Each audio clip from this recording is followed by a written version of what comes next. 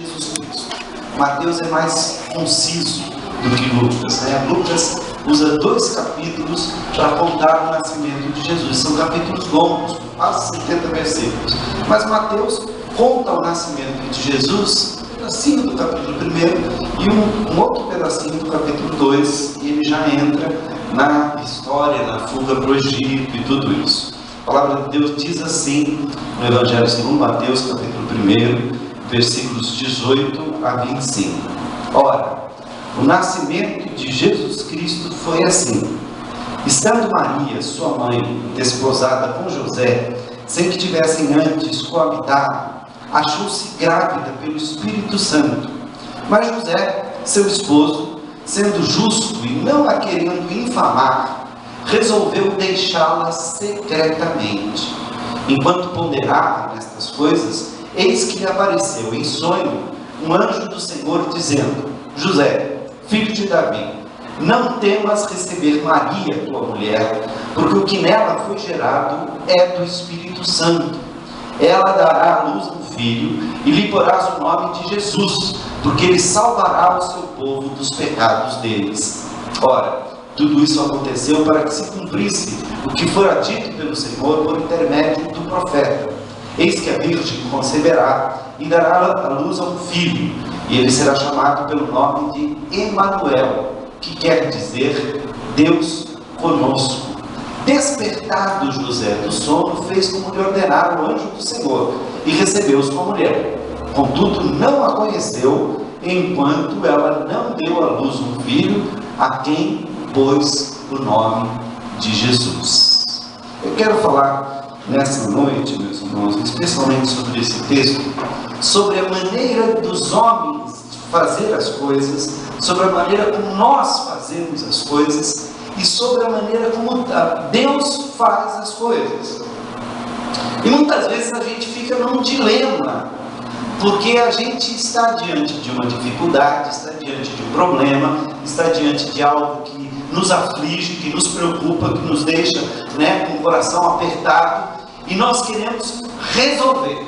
E há vários tipos de pessoas e vários tipos de reações diante do problema. Existem aquelas pessoas que, quando se veem apertadas, ou quando se veem numa dificuldade, elas correm e começam a fazer as coisas, o que aparecer elas vão fazer, elas querem resolver. Às vezes, pessoas assim acabam complicando o problema. Pode ser que já tenha acontecido com alguns irmãos aqui, gente que quer resolver, vamos resolver, vamos lá, tem que resolver isso. E a gente faz as coisas às vezes impensadamente, a gente não para pensar, não para planejar, e muitas vezes a gente acaba indo pelo caminho errado. Há outras pessoas que paralisam diante do problema. Fica, ai meu Deus, o que é que eu vou fazer? E não vai para um lado, não vai para o outro, não sabe a maneira de resolver, fala, e vai. Eu sou mais ou menos desse tipo de pessoa.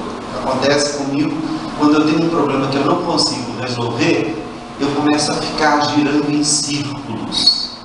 É o que a gente chama de atividade deslocada. A gente faz tudo menos resolver o problema. Faz tudo menos resolver o problema. A gente tenta, a gente começa a pensar no problema, arruma outra coisa para fazer e sai fazendo a outra coisa e esquece e deixa que o problema vai aumentando. E o problema vai crescendo. E a dificuldade vai se tornando uma dificuldade maior. Pois bem, eu creio que José é do tipo da primeira pessoa que eu falei. Daquele tipo de gente que, quando se vê diante de um problema, não quer esperar nada, ele quer resolver. Ele quer achar uma solução. Ele quer resolver o problema de qualquer maneira. E, meus irmãos, a angústia e o problema pela qual José passou é um problema que é muito complicado de resolver. Porque imagine você resolve se casar, encontra uma noiva, uma moça bacana por quem você se apaixona, você faz um contrato de casamento. E naquela época se fazia de fato um contrato de casamento. O noivo, ele ia até a casa dos pais da noiva, às vezes os pais do noivo iam juntos, e lá eles tratavam o casamento, mas os dois estavam desposados, mas ainda não tinham se casado. Por quê? Porque ele ia para casa preparar as coisas para o casamento. Então era mais ou menos o seguinte: o noivo ia até a noiva, acertava com ela, olha, vamos nos casar, estamos prontos, já está tudo certo, mas eu ainda tenho que construir uma casa, eu ainda tenho que arrumar as nossas coisas, para que quando a gente for casar, esteja tudo certinho. E a gente possa, é claro, não se resolve tudo, mas pelo menos a gente tem um mínimo para poder começar. Esse período do esposo, né, esse período que é uma espécie de noivado, mas é um noivado um pouco mais sério, dura mais ou menos um ano, às vezes.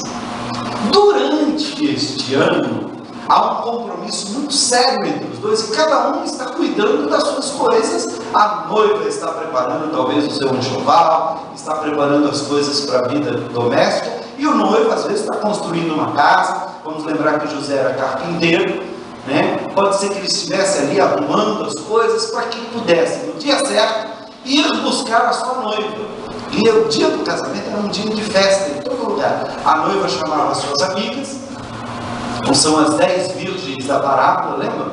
Da parábola das 10 virgens.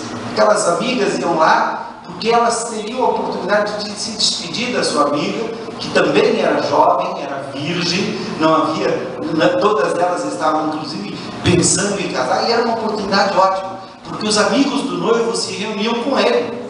E num determinado momento, o noivo saía para buscar a sua noiva, normalmente era de noite, depois que eles tinham festejado, ele pegava uma tocha, saía, e os amigos todos pegavam uma tocha, saíam atrás, as amigas da noiva acendiam as suas lamparinas, que era o suficiente assim para iluminar um pouquinho só o rosto, e era a oportunidade de saírem novos casamentos, de as jovens conhecerem novos jovens, e eles poderem se encontrar, porque eles terminavam fazendo uma festa juntos, e aí o casamento se consumava. Só que um dia, a esposa, a noiva de José, chega para ele e diz assim: olha, José, eu estou grávida. Ele diz: como você está grávida?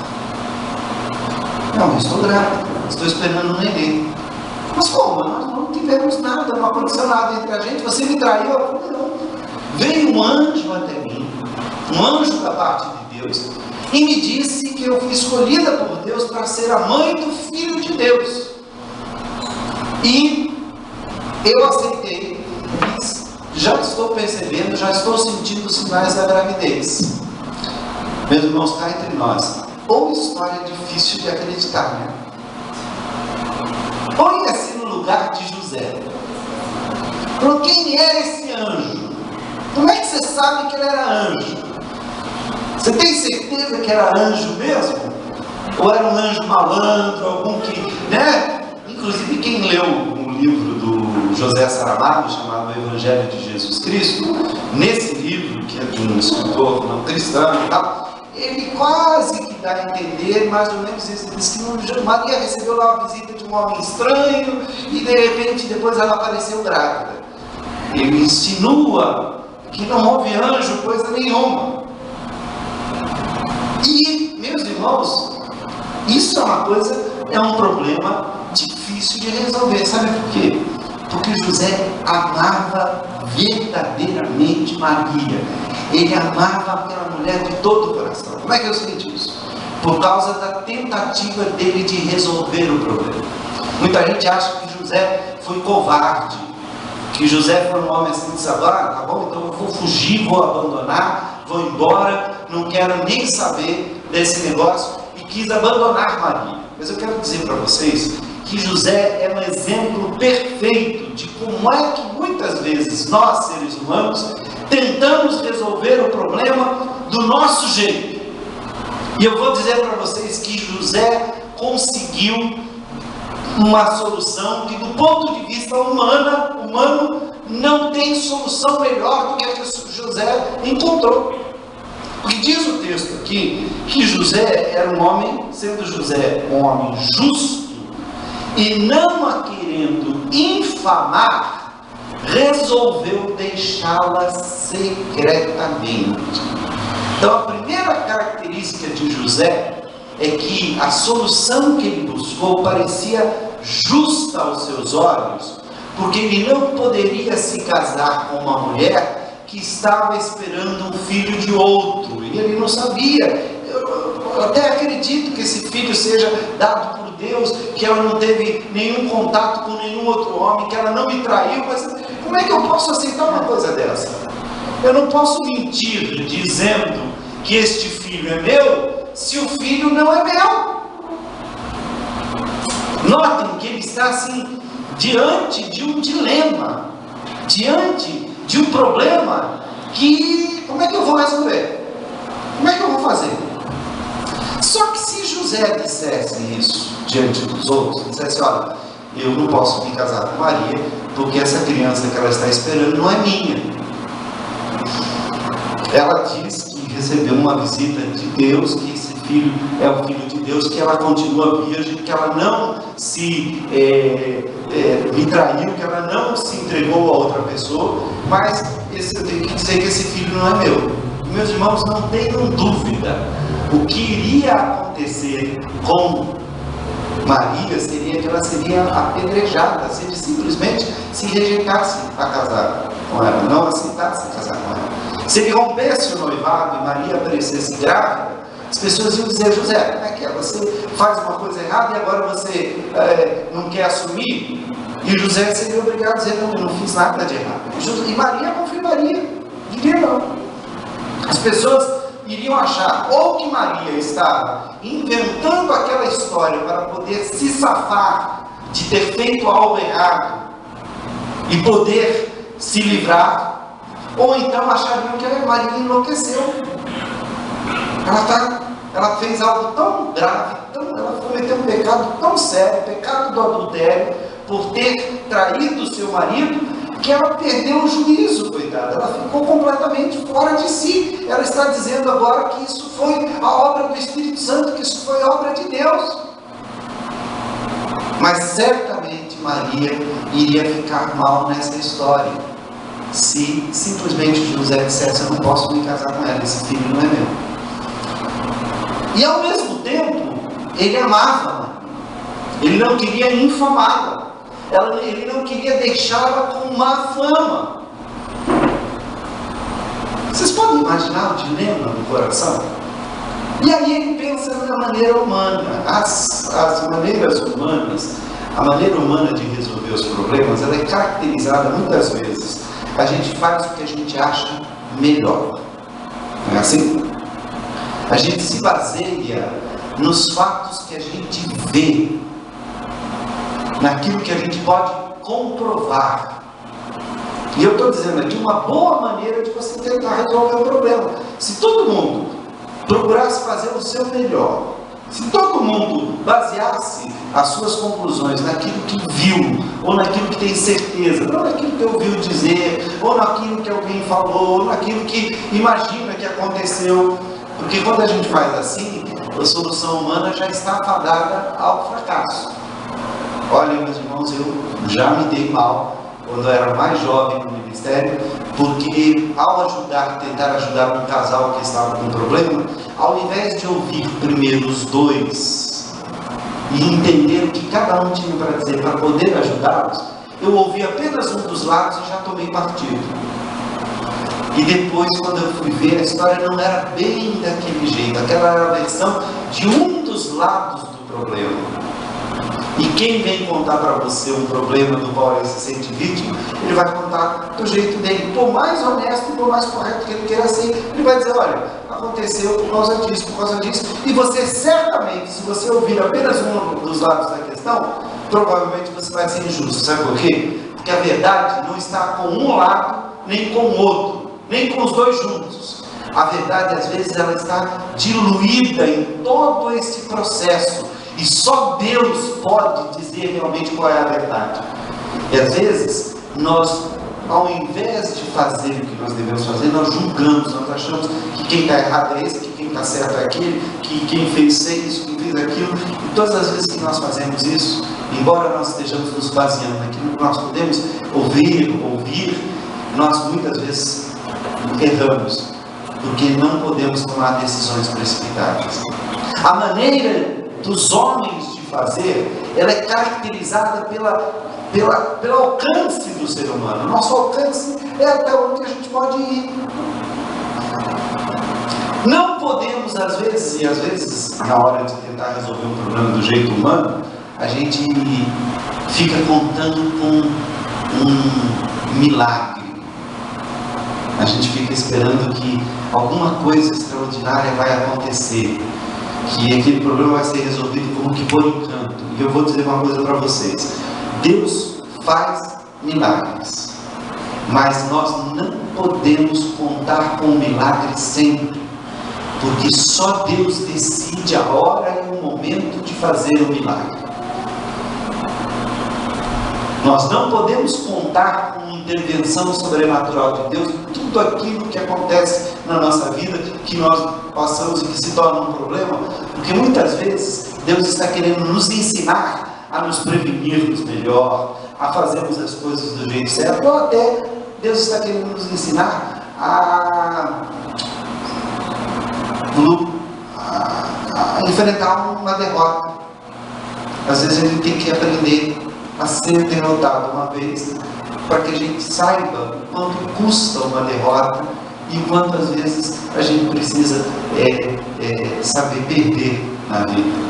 Então, não conte com o milagre, conte com a direção de Deus. A solução de José, do ponto de vista humano, talvez tenha sido a solução mais bem pensada, porque ele pensou o seguinte: então, sabe o que eu vou fazer? Eu vou fugir. Secretamente eu vou fugir, e depois vão me procurar, ninguém vai saber onde eu estou, e as pessoas vão ficar pensando o seguinte: olha, José foi um malandro, ele desposou essa moça, ele engravidou essa menina, e depois não teve coragem de assumir e foi embora, e deixou-a sozinha na rua da amargura. Nesse caso em especial, o que Maria seria julgada não seria como adultério, porque ela estava casada, ela estava desposada com José. Ainda não havia chegado o momento da consumação do casamento, mas as pessoas podiam dizer: bom, mas isso, os jovens não tiveram paciência, esperaram direito e tal. Isso inclusive era previsto na lei. Na lei de Deus era previsto que se um jovem desposado com uma jovem, e essa moça viesse a engravidar antes do tempo certo, ele deveria cumprir com as suas obrigações. Então Maria não seria morta, Maria não seria julgada como adúltera, mas quem levaria a fama de ser mau caráter seria ele. Muitas vezes a solução humana é até uma maneira da gente se sacrificar pelo outro. A gente às vezes até faz isso, a gente se sacrifica, a gente prefere sair no prejuízo, a gente prefere sair do problema, fugir do problema, mas pelo menos deixar as coisas mais ou menos a sério. Quer saber? Eu resolvo disso de outro jeito. Alguns até acham, e isso é uma coisa terrível, porque há pessoas que acham que tirar a própria vida às vezes é a solução. Acham que vão resolver, porque pelo menos eu não estou aqui, eu não vejo mais o problema, as pessoas o problema se resolve por si mesmo. No entanto, José demonstrou com essa atitude, quando ele resolveu fugir secretamente, ele demonstrou, primeiro, que ele amava a mulher que ele havia desposado. Segundo, que ele era um homem justo e que ele queria fazer as coisas certas. Terceiro, que ele usou o máximo que a sua capacidade de entender e de compreender as coisas alcançava. Mas, meus irmãos, Deus sempre tem a maneira dele de nos ajudar e nos conduzir no dia a dia. E o grande segredo da vida é a gente aprender a ouvir a voz de Deus na hora que nós temos um problema. Tudo isso que eu falei, que essa tentativa humana de resolver o problema, lá no livro de Provérbios, capítulo 16, versículo 1, diz assim: o coração do homem pode fazer planos, mas a resposta certa dos lábios vem do Senhor. O coração do homem pode fazer planos. Então, notem bem, eu não estou dizendo aqui que nós devemos simplesmente sentar e ficar esperando que um anjo venha apontar para a gente o que a gente deve fazer, o que a gente não deve fazer. José tomou a iniciativa, ele tentou resolver o problema, ele pensou, ele deve ter saído andando, ele deve ter imaginado, meu Deus, como é que eu vou fazer, o que eu faço? Ao mesmo tempo, com uma dor muito grande no coração, porque ele diz, eu não sei se essa mulher está mentindo para mim, se ela está falando a verdade, eu não sei se eu acredito nela, se eu não acredito, o que é que eu faço? E ele chegou a uma conclusão que, do ponto de vista humano, seria a melhor das soluções, mas não era a solução de Deus. A solução de Deus é sempre melhor. O jeito de Deus envolve mais do que nós podemos ver. Lembra que eu falei que o jeito dos homens envolve o que nós podemos ver, o que nós sabemos fazer e o alcance das nossas mãos? Muito bem, Deus vê o que nós não vemos. Deus sabe o que nós não sabemos. Ele é capaz de julgar verdadeiramente o coração dos homens. Às vezes, nós somos obrigados para resolver um problema a confiar nas pessoas, acreditar no que as pessoas estão dizendo, mas Deus tem a capacidade de olhar no coração e ver se o que aquela pessoa está dizendo é verdade ou não. E mais, onde Deus pode alcançar é muito mais amplo e muito melhor do que o que nós podemos alcançar. Por isso, meus irmãos, o grande segredo é buscar sensibilidade para ouvir a voz de Deus. E às vezes Deus não vai falar da maneira como ele falou com José. Cada um tem o seu jeito. Mas uma coisa que eu tenho aprendido é a seguinte, que quando Deus quer fazer com que nós saibamos qual é a sua vontade, Ele fala claramente com a gente. Na maioria das vezes, o nosso problema não é saber o que Deus quer que eu faça. Na maioria das vezes, a gente já sabe o que Deus quer. A gente diz, mas eu não sei a vontade de Deus. Não. Na maioria das vezes, a gente sabe qual é a vontade de Deus. O problema é que a gente não está querendo a vontade de Deus. Porque talvez a vontade de Deus envolva um sacrifício, envolva eu deixar alguma coisa, envolva eu abrir mão de alguma coisa, envolva eu tomar uma atitude que muitas vezes é difícil de tomar, como por exemplo, pedir perdão a alguém, buscar uma reconciliação, ou então a vontade de Deus envolve eu deixar alguma coisa que eu não quero deixar. Uma história daquele menininho, né? Eu já contei várias vezes, que enfiou a mão num pote, num vaso, que era um vaso muito precioso, muito caro, e enfiou a mão e grudou lá dentro, ninguém conseguia tirar. E tentavam tirar e tal, tentando salvar o vaso, porque era caro, era um vaso raro, era uma coisa. E aí não teve jeito, foram até o médico olhou e falou, olha, tem que quebrar o vaso. Mas vai ter que quebrar o vaso, a outra opção é cortar o braço do menino. Aí resolveram quebrar o vaso. Quando quebraram o vaso, descobriram por que o menino não conseguia tirar a mão lá dentro. Porque ele tinha achado uma moedinha de 25 centavos, ele agarrou a moeda com a mão, e quem é que consegue tirar? Ele não queria tirar a mão de dentro daquele vaso, porque ele não queria perder uma moedinha de 25 centavos. Às vezes, porque a gente não quer perder uma moedinha de 25 centavos, a gente é obrigado a perder muito mais. A gente não quer ceder 1 milímetro, vai ter que ceder 10 metros. A gente não quer perdoar e vai ter que engolir, ser humilhado na frente dos outros. A gente não quer entrar num acordo, mas vai chegar uma hora que você vai ter que se aceitar uma coisa que você não queria. Você podia ter feito um acordo melhor muito antes. Os advogados dizem que é melhor um mau acordo do que uma boa demanda. Às vezes é melhor você entrar em acordo, perder um pouquinho aqui, perder um pouquinho ali, resolve logo o problema, do que ficar lá na justiça lutando, no fim você perde tudo. Às vezes a gente não faz as coisas de Deus, não é porque a gente não sabe, não é porque a gente não ouviu. Meus irmãos, Deus não vai saber ser claro com a gente? Se Ele quiser falar, Ele vai falar através de um sermão, vai falar através da leitura da Bíblia, vai falar através de um discernimento, pode falar através de alguém, de um profeta, de um anjo de Deus, pode fazer o que quiser. Com José, Deus mandou um anjo, que disse para ele o seguinte, e pegou no ponto. E Deus olhou para o coração dele e disse, olha, o problema de José é medo. Porque se esse filho foi dado por Deus, não houve traição. Quem é que dá todos os filhos? Deus. Se Deus é quem dá os filhos, aquela criança veio de Deus e não houve nenhum homem envolvido, nenhum ser humano envolvido naquela concepção, a não ser Maria e o próprio Espírito Santo de Deus. Então aquele filho poderia ser dele sim, porque ele poderia adotar aquele filho como seu.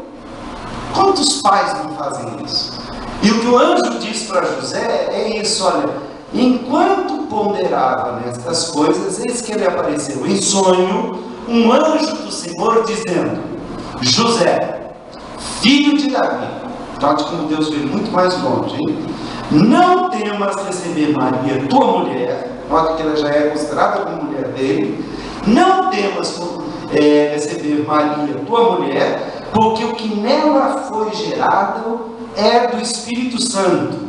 Ela dará à luz a um filho e lhe porás o nome de Jesus, porque ele salvará o seu povo dos pecados deles. Quando ele diz assim, lhe porás o nome, ele está dizendo, você é o pai.